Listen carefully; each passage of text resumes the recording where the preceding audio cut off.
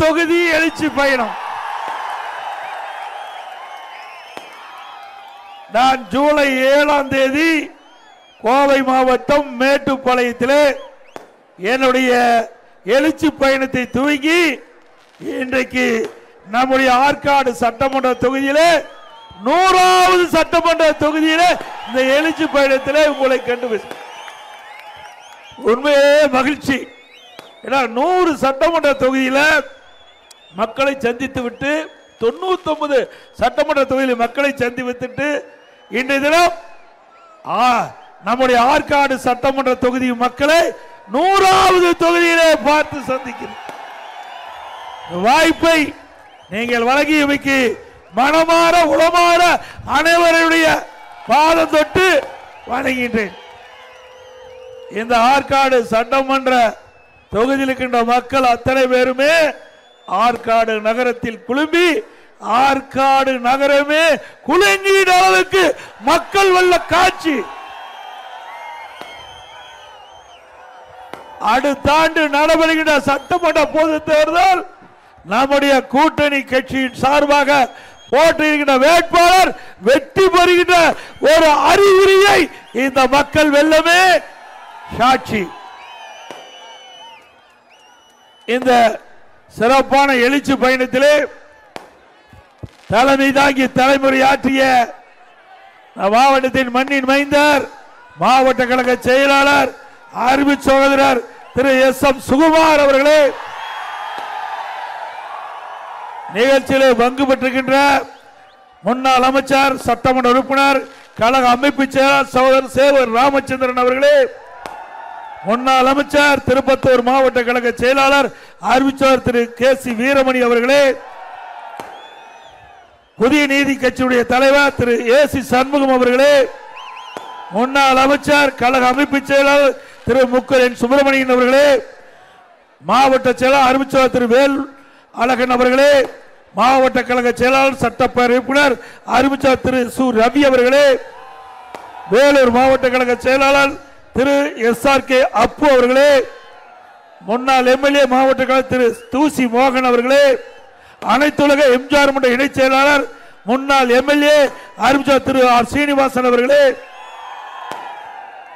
மற்றும் கழகத்துடைய பல்வேறு பொறுப்புகள் வைக்கின்ற நிர்வாகிகளே, பாஜக மாவட்ட தலைவர் திரு P ஆனந்தன் அவர்களே, புரட்சி பாரத கட்சியுடைய மாவட்ட செயலர் திரு காரை ஜான் அவர்களே, மற்றும் இந்த நிகழ்ச்சியிலே கலந்து கொண்டிருக்கின்ற புதிய நீதி கட்சி நிர்வாகிகளே, தமாக கட்சி நிர்வாகிகளே, IJK கட்சி நிர்வாகிகளே, வாரியந்து சிறப்பித்துக் கொண்டிருக்கின்ற அனைத்து இந்திய அண்ணா திராவிட முன்னேற்ற கழகத்திலே பல்வேறு பொறுப்புகளை வைக்கின்ற நிர்வாகிகளே, கழக உடன்பிறப்புகளே,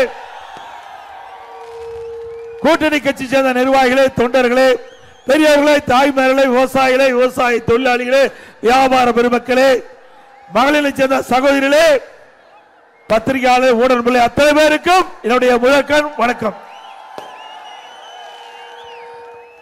ஒரு மகிழ்ச்சியான நேரத்தில் உங்களோட பேசுவதிலே நான் மற்றற்ற மகிழ்ச்சி அடைகின்றேன். ஏனென்று சொன்னால் இன்றைய தினம் 100வது சட்டமன்ற தொகுதி இந்த ஆற்காடு சட்டமன்ற தொகுதி என எழுச்சி பயணத்தினுடைய 100வது சட்டமன்ற தொகுதி. இன்றைக்கு அனைத்து இந்திய அண்ணா திராவிட முன்னேற்ற கழக அரசு உங்களுடைய அரசாக இருந்தது. அனைத்து இந்திய அண்ணா திராவிட முன்னேற்ற கழக கட்சி மக்களுடைய கட்சி. திராவிட முன்னேற்ற கழக தலைவர் எப்பொழுது பார்த்தாலும் பேசுவது திமுக தலைமையில வலுவான கூட்டணி அப்படின்னு பேசுறார். அண்ணா திமுக பொறுத்த வரைக்கும் மக்கள் தான் நீதிபதிகள், மக்கள் தான் ஆட்சி அதிகாரம் யாரிடம் ஒப்படைக்க வேண்டும் என்று அதிகாரம் அளித்து வரும் மக்கள். ஆகவே திரு ஸ்டாலின் கூட்டணியை நம்பி இருக்கின்றார். நான் உங்களை நம்பி இருக்கின்றேன், மக்களை நம்பி இருக்கின்றேன். அண்ணா திமுக மக்களை நம்பி இருக்கின்றது. மக்கள் தான் நீதிபதிகள், மக்கள் தான் யார் ஆட்சிக்கு வர வேண்டும் என்று தீர்மானிக்கக்கூடியவர்கள், கூட்டணி அல்ல. ஆனால் ஸ்டாலின் கூட்டணியிலே ஆட்சி பொறுப்பை மீண்டும் ஆட்சியிலே அமர்ந்து விடலாம் என்று பகல் கனவு காண்கின்றார். அது ஒருபோதும் நடக்காது. இங்கே ஆற்காடு சட்டமன்ற தொகுதியை இப்பொழுது லைவ்ல பார்த்துக்கிட்டு இருப்பார் நினைக்கிறேன். இந்த மக்களுடைய வெள்ளத்தை பார்த்தால் அந்த எண்ணம் மாறிவிடும்.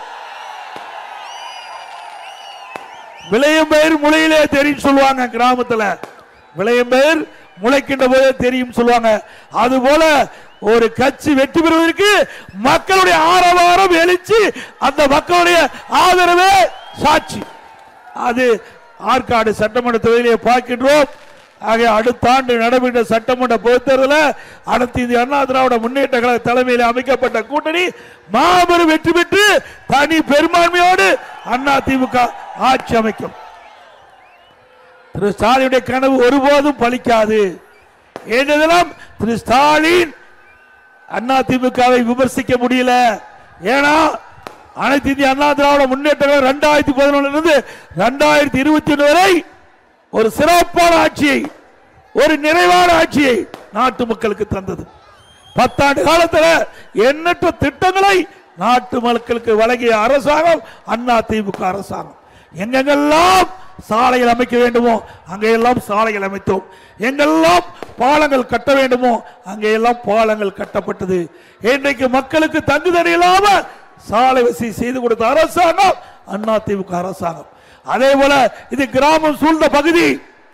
ஆற்காடு சட்டமன்றம் கிராமம் சூழ்ந்த பகுதி.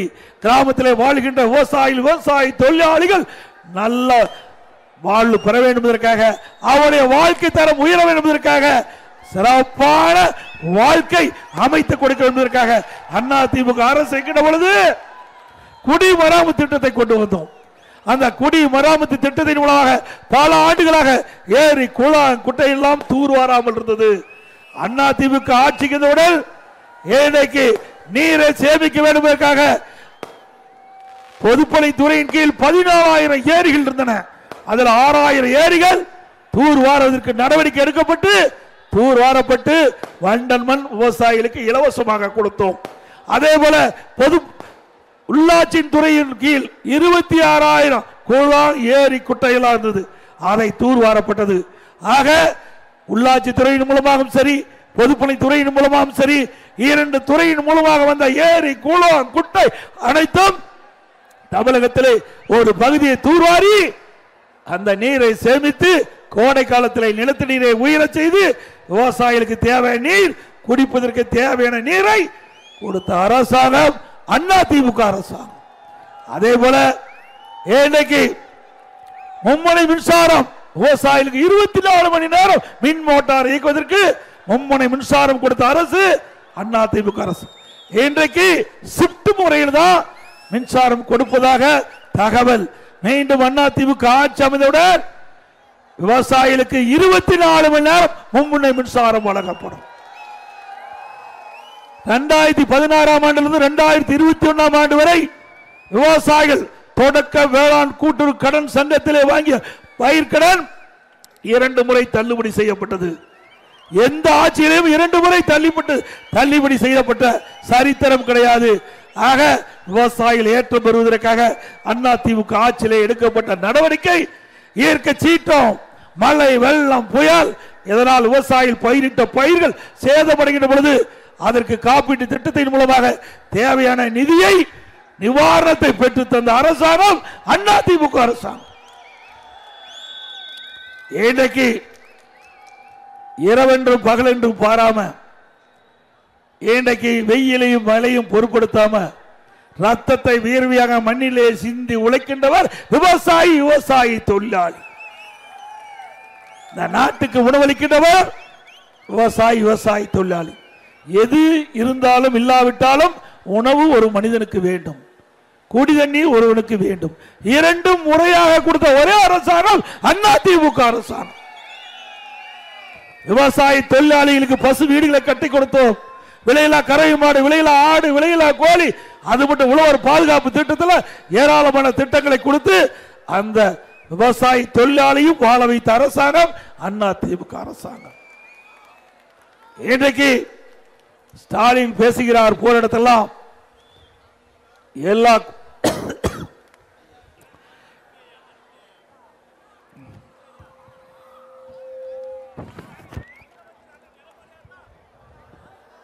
தொண்டை கொஞ்சம் மங்கி போச்சு.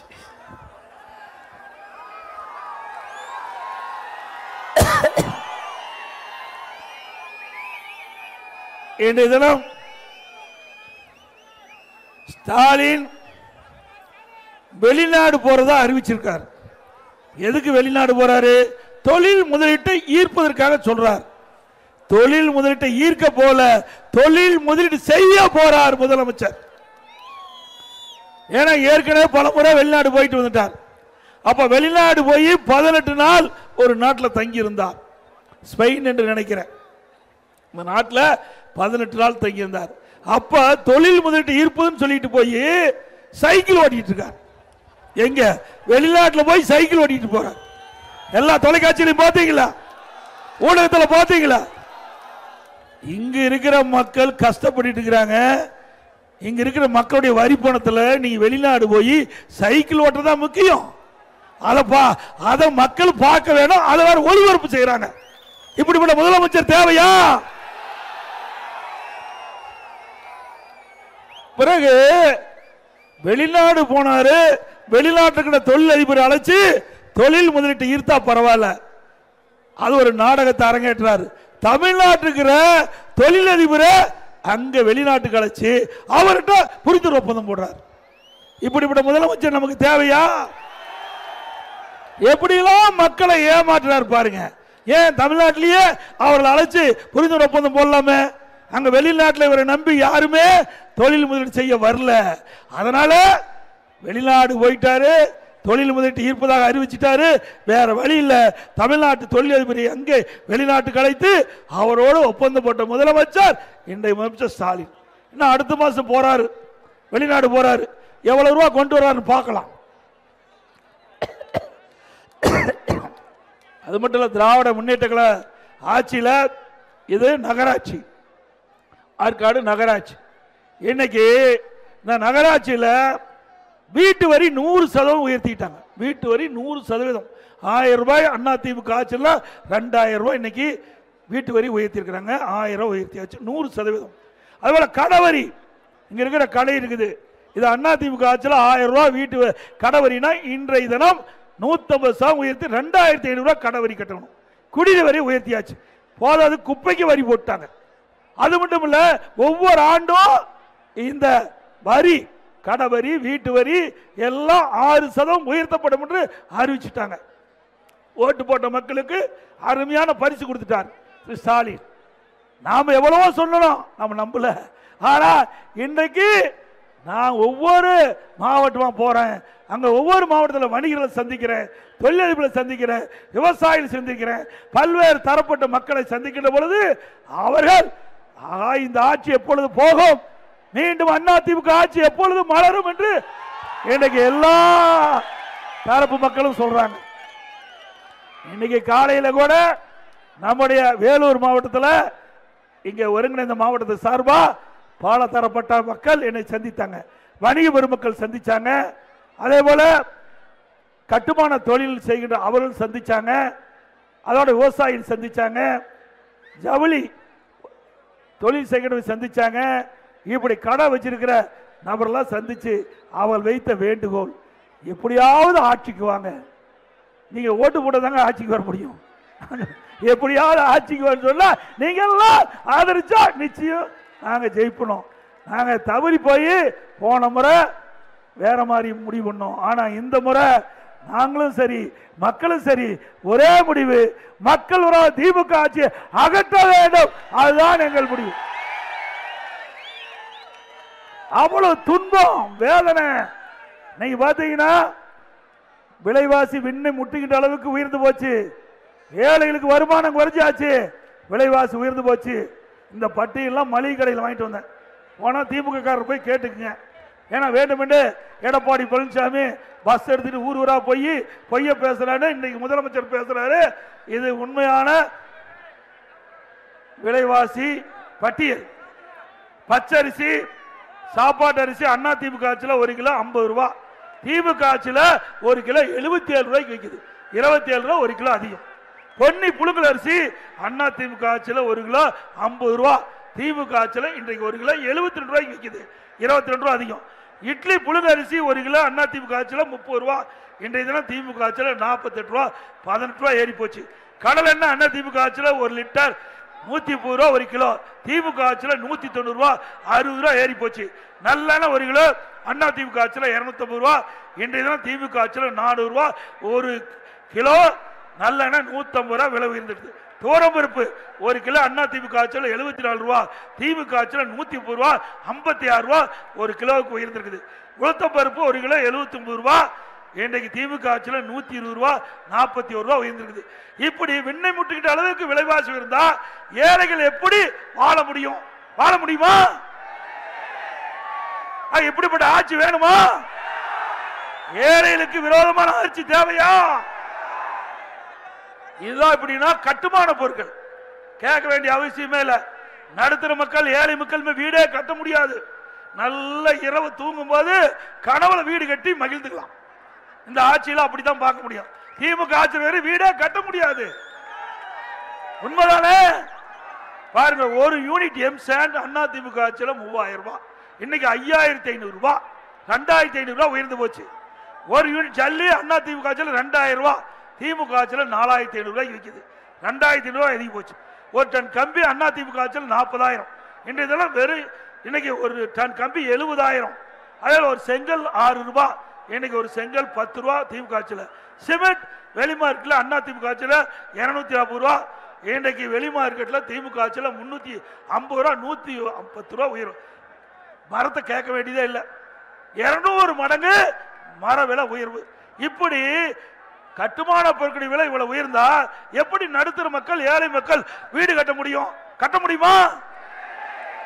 இப்போ இன்றைக்கு இந்த ஜல்லி கிரசர் வச்சிருக்காங்கல்ல, அவர்களெல்லாம் அழைச்சி திமுக மேலிடம் சொல்லி இருக்குது, இனிமேல் ஒரு டன் வெட்டி எடுத்தா, அந்த பாறை வெட்டி ஜல்லி உடைக்கணும், எம்சாண்ட் பண்ணணும். ஒரு டன் வெட்டி எடுத்தா 100 ரூபா மேலிடத்துக்கு வேணுமா? 100 ரூபா மேலிடத்துக்கு வேணும். அப்படின்னா ஒரு யூனிட் ஜல்லினா 4 டன் வேணும். ஒரு யூனிட் ஏற்கனவே ஜல்லி 4500, இப்போ 400 ரூபா மேலிடத்துக்கு வேணும்னா ஒரு நாளைக்கு பல கோடி மேலிடத்துக்கு இன்றைக்கு திட்டமிட்டு வசூல் பண்ண ஆரம்பிச்சுட்டாங்க. இது தேவையா? சரி, இவர் 400 ரூபா கேட்டா அந்த உரிமையாளர் 600 ரூபா சேர்த்து 1000 ரூபாய்க்கு இப்ப 4500 ரூபா 5500 ரூபாய் ஆயிரும். இன்றைய தினம் தமிழ்நாடு முழுவதும் ஏஜென்ட் போட்டாங்க. திமுக அமைச்சர் இன்னைக்கு அண்ணா திமுக இருந்து டெப்டேஷன்ல போன அமைச்சர், ஏன்னா ஒழுங்கா மாமூல் வாங்கி தர்றது வீதானே. அதனால அங்க புதுக்கோட்டையில் இருக்கிற ஒரு அமைச்சர் உத்தரவு போட்டு இன்றைக்கு ஊர் ஊரா போய் ஒவ்வொரு மாவட்டமா போய் ஏஜென்ட் நியமிச்சு ஒரு டன்னுக்கு 100 ரூபா கொடுக்கணும். நீங்க எவ்வளவு மின்சாரத்தை பயன்படுத்துறீங்க அப்படின்னு கணக்கிட்டு அதற்கு தேக்கவாறு இன்றைக்கு இந்த வசூல் வேட்டையை ஆரம்பிச்சிருக்கிறாங்க. இந்த ஆட்சி தொடர வேண்டுமா?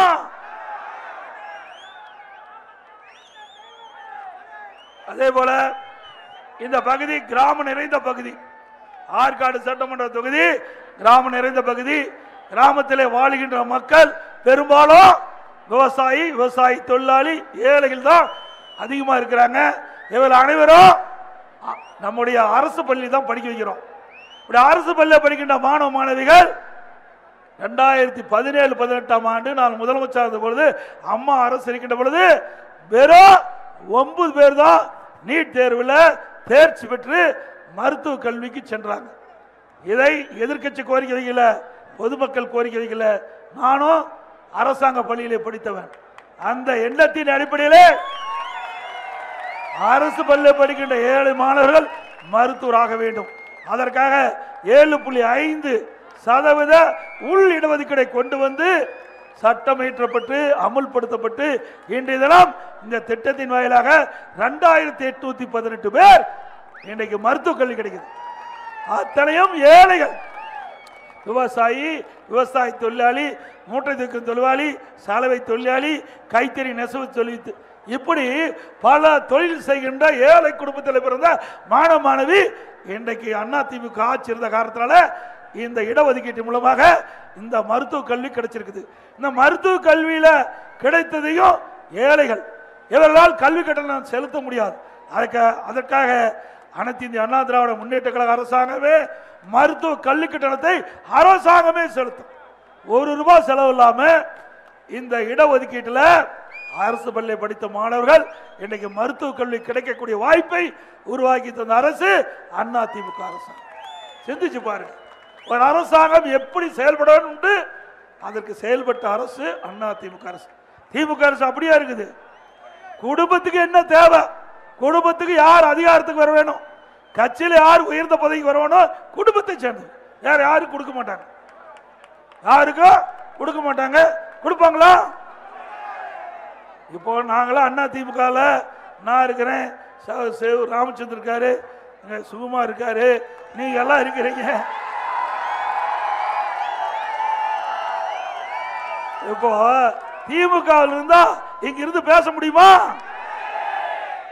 பொன்மன ஜமால் புரட்சி தலைவர் எம்ஜிஆர் தோற்றுவித்த கட்சி அண்ணா திமுக கட்சி.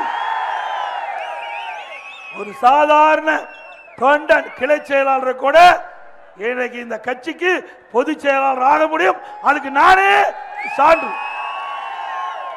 அதே போல அண்ணா திமுக கட்சியில தான் எம்எல்ஏ ஆகலாம், எம்பி ஆகலாம், மந்திரி ஆகலாம், ஏன் முதலமைச்சரே ஆகலாம்.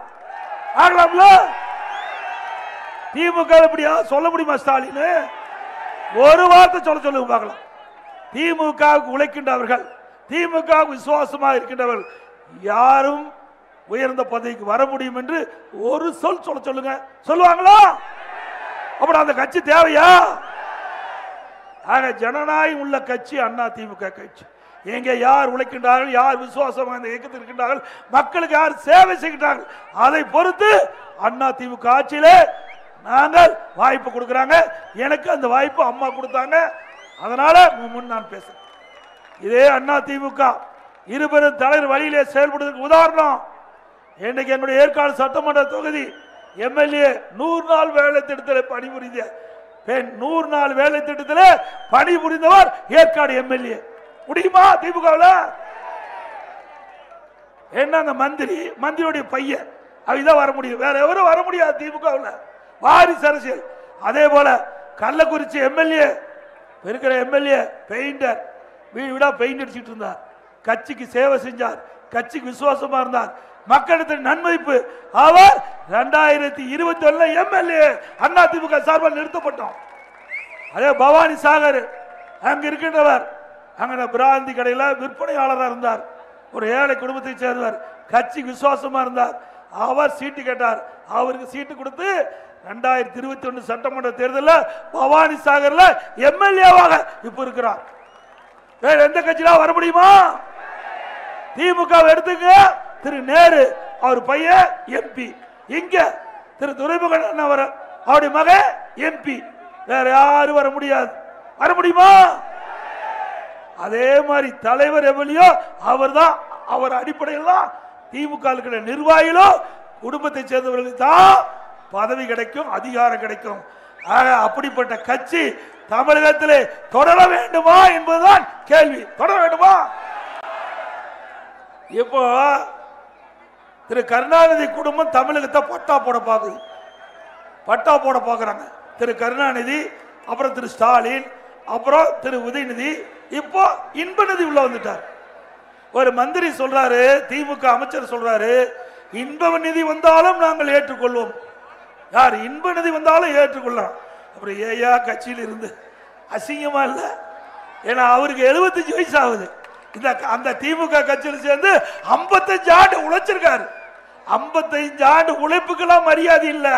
திமுக குடும்பத்தில் யார் இருந்தாலும் அவருக்கு உரிய மரியாதை கொடுத்தா தான் அந்த பதவி தாங்கும், இல்லைன்னா பதவி பிடுங்கப்படும். அதோட அண்ணா திமுகவில் இருந்து திமுக போய் 8 பேர் மந்திரி ஆயிருக்காங்க. அண்ணா திமுகவில் இருந்து திமுக போனவங்க 8 பேர் மந்திரி ஆயிருக்கிறாங்க.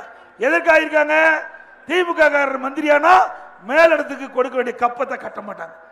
இங்க டெப்டேஷன்ல போனாங்க பாத்தீங்களா, அண்ணா திமுக திமுகவுக்கு அவர்கிட்ட அந்த பொறுப்பு கொடுத்தா கரெக்டா கப்பம் கட்டுவாங்க. அடிமை மாதிரி வச்சிருக்கிறாங்க. ஒரு அமைச்சர் உங்களுக்கு தெரியும், 10 ரூபாய்னா யாருன்னு தெரியும்.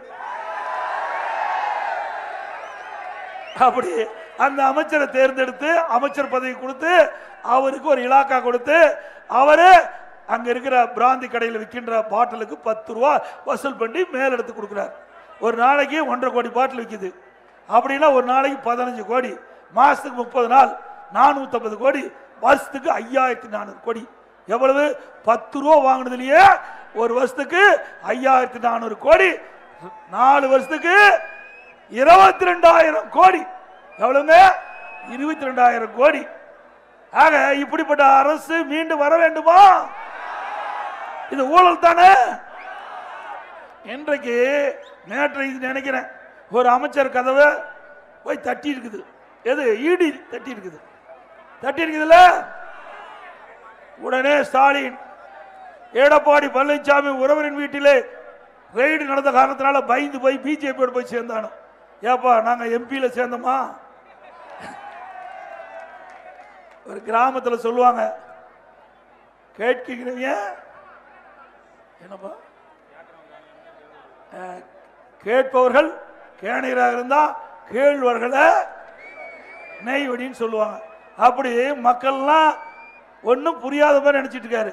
ஏங்க எனக்கு சொந்தக்காரன் நிறைய இருக்கிறாங்க, அவர் தொழில் செய்யறாங்க 40-50 வருஷமா, அவர் வீட்டில் போய் ரெய்டு பண்ணா பயந்துக்கிட்டு போய் பிஜேபியில் சேர்ந்தாங்க. இதை தவிர்த்து வேற எதுவுமே சொல்ல முடியல. அவரு கீரல் இருந்த ரெக்கார்டு மாதிரி திருப்பி திருப்பி இதை ஏதாவது சொல்றாரு. திரு ஸ்டாலின் அவர்களே, அதிமுக ஆட்சியில குறைபாடு இருந்தா சொல்லுங்க, நாங்க பதில் சொல்ல தயார். அதை விட்டுட்டு இன்னைக்கு பாரதிய ஜனதா கட்சியோட சேர்ந்தது காரணத்தை சொல்வது சரியல்ல. உங்களை இயலாமையை காட்டுகிறது, திறமையின்மையை காட்டுகிறது. ஒரு கட்சி தேர்தல் நேரத்தில் வெற்றி பெறுவதற்காக கூட்டணி வைப்போம். ஒரு கட்சிக்கு கொள்கை இருக்குது, அந்த கொள்கை இப்படிதாங்க நடப்போம். திமுக கொள்கை கிடையாது. கொள்கை இருக்குதா? அப்படி கொள்கை இருந்தா 1999ஆம் ஆண்டு யாரோட கூட்டணி? பாரதிய ஜனதாவோட நாடாளுமன்ற தேர்தல் கூட்டணி. 2001 சட்டமன்ற தேர்தல் பாரதிய ஜனதாவோட கூட்டணி. அப்பெல்லாம் பாரதிய ஜனதா தப்புன்னு தெரியல. ஆட்சி அதிகாரம் கருணாநிதி குடும்பத்துக்கு வந்தா அவர் சந்தோஷமா இருப்பாங்க. ஆட்சி அதிகாரம் பறி போயிடும்னா ஏதாவது ஒரு காரணத்தை சொல்லுவாங்க. அதிமுக அப்படி அல்ல. அனைத்து இந்திய அண்ணா திராவிட முன்னேற்ற கழகம் கொள்கை பிடிப்புள்ள கட்சி. எந்த சூழ்நிலையும் யாருக்கும் அடிமை இல்லை. நாடாளுமன்ற தேர்தலில் நாங்க கூட்டணி வைக்கல. சட்டமன்ற தேர்தலில் மக்களோட திமுகவை அகற்ற வேண்டும், அது எங்களுடைய கருத்து.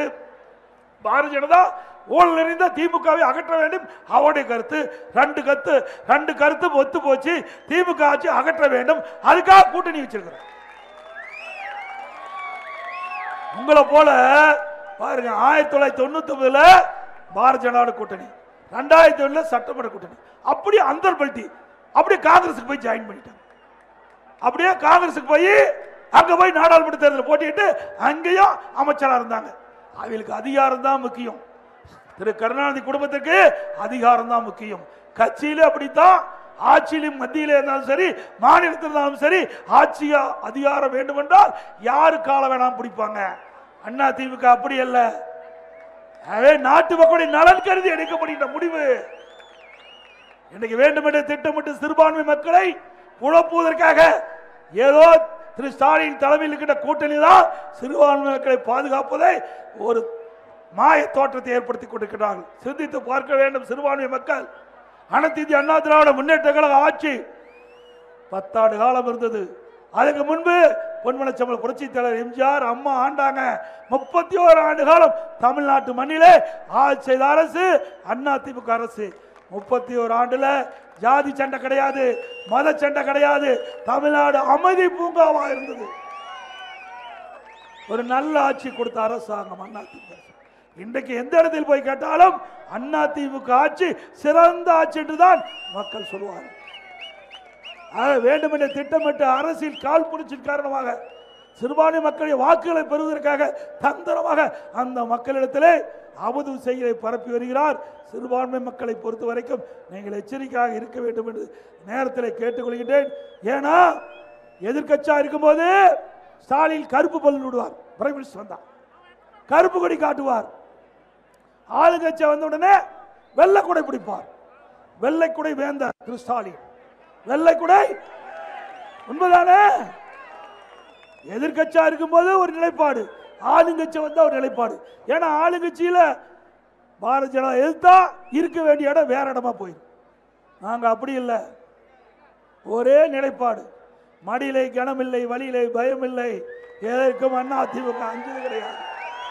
நாட்டுடைய நலன் கருதி இந்த தமிழ்நாட்டு வாழ்கின்ற மக்கள், சிறுபான்மை மக்களாகவும் சரி, எந்த ஒரு ஜாதி மக்களாகவும் சரி, அவர்களுக்கு எந்த ஒரு காலத்திலும் எந்த பிரச்சனை வந்தாலும் அதை நிராகரித்து அதை தூள் தூளாக்கி அவளுக்கு முழு பாதுகாப்பு கொடுக்கின்ற அரசு அதிமுக அரசாக இருக்கு. அப்படித்தான் இருந்தோம். அப்படித்தான் எங்களுடைய தலைவர்களும் ஆட்சி செய்தார்கள், நாங்களும் தொடர்ந்து ஆட்சி செய்தோம்.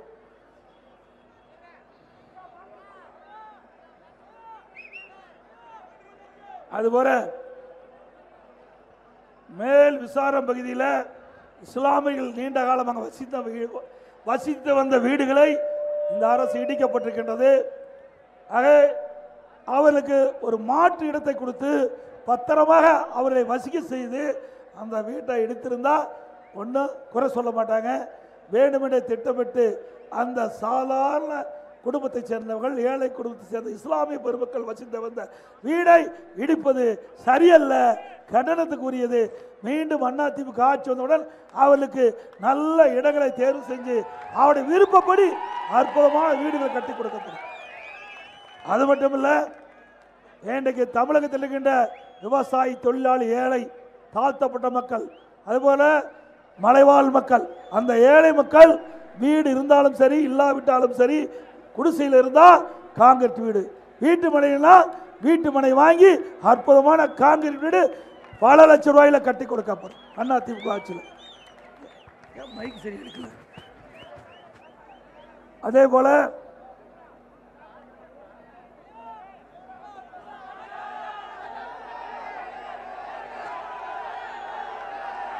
இன்னைக்கு அதிமுக ஆட்சிக்கு வந்த பிறகு இந்த நம்முடைய பள்ளியில படிக்கிற மாணவர்கள் அவர்களுக்கு திமுக ஆட்சியில் லேப்டாப் நிறுத்திட்டாங்க.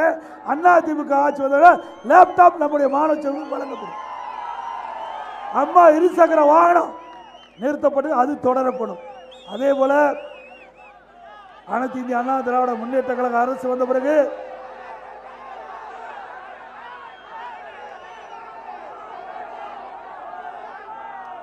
அம்மா மினி கிளினிக் அதிமுக ஆட்சியில் கொண்டு வரப்பட்டது. அந்த திட்டத்தையும் திமுக அரசு ரத்து பண்ணி இருக்குது. தமிழ்நாடு முழுவதும் ஏழை மக்கள் அதிகமாக வசிக்கக்கூடிய பகுதியை தேர்ந்தெடுத்து அந்த பகுதியில் அம்மா மினி கிளினிக் ஆரம்பித்தோம். அந்த ஏழை மக்களுக்காக கொடுத்த அந்த திட்டத்தை ரத்து பண்ணியிருக்காங்க. மீண்டும் அதிமுக ஆட்சி வந்தவுடன் அந்த அம்மா மினி கிளினிக் 2000 4000 அம்மா மினி கிளினிக்காக தொடங்கப்படும்.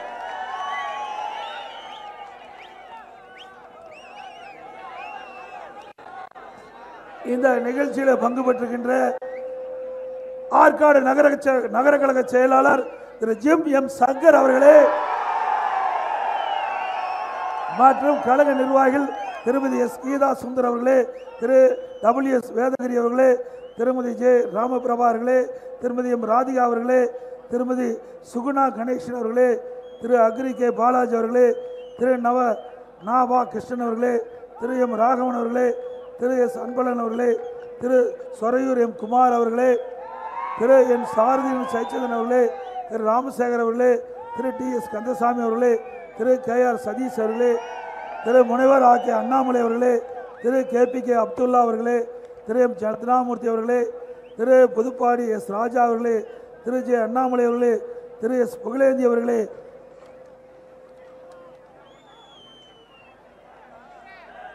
அடுத்த ஆண்டு நடைபெறுகின்ற சட்டமன்ற பொதுத் தேர்தலே அனைத்து இந்திய அண்ணா திராவிட முன்னேற்ற கழக வேட்பாளர்னா 2 லட்சத்தில் வாக்களித்து வெற்றி பெறும். ஒருவேளை கூட்டணிக்கு ஒதுக்கப்பட்டால் கூட்டணி வேட்பாளர் அவருடைய சின்னத்துக்கு வாக்களித்து வெற்றி பெற செய்கள் என்று அன்போடு இந்த நேரத்தில் கேட்டு, மக்களை காப்போம், தமிழகத்தை மீட்போம். மக்களை தமிழகத்தை